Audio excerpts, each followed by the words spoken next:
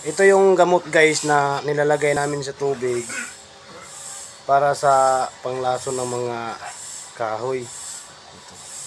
Lalagay natin dito sa drum para hindi pasukan ng bukbuk yung lahat ng mga items dito sa woodworking. Lagyan natin guys ng 3 takip nito. Yung puno na tubig nito ng kalahating drum to. Lagyan natin.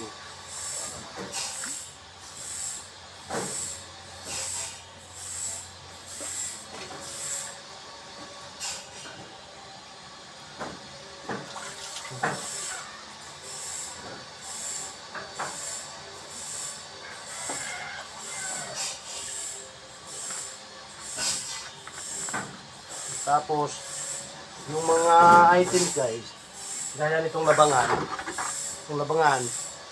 ilublob natin dito. Ilublob yan dyan. Tapos, ihagis na ito doon, taas.